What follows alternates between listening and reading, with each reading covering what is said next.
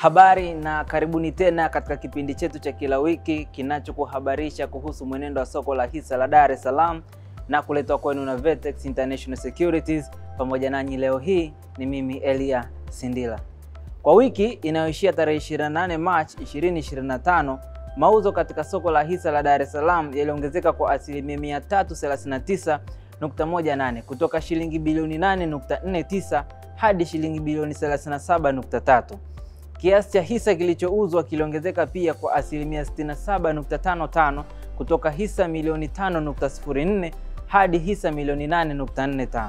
Jumla mtaji wa soko ulipungua kwa asilimia 0.07 kutoka shilingi trilioni 19.22 hadi shilingi trilioni 19.2.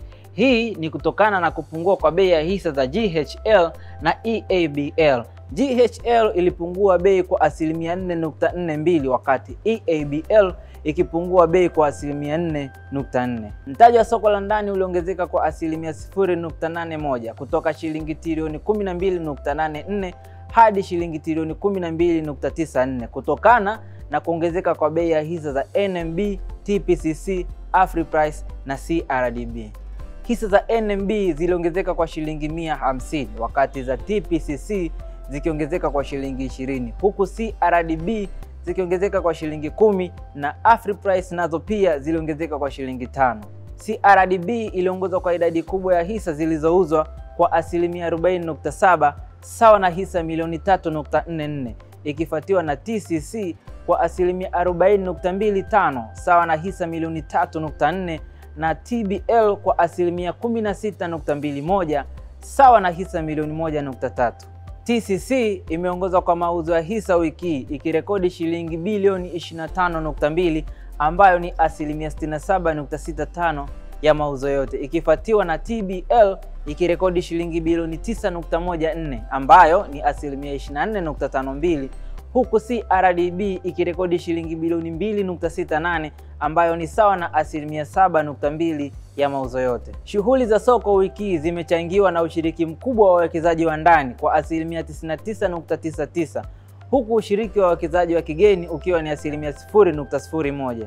Kwa mara ya kwanza kaunta ya NMB imefikia hatua ya kihistoria ambapo thamani ya soko la NMB limefikia shilingi trilioni 3.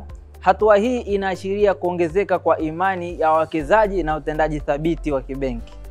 Katika wiki kulikuwa na miamala 87 kwenye soko la hatifungani ambapo soko lilisajili takriban shilingi bilioni 42.3.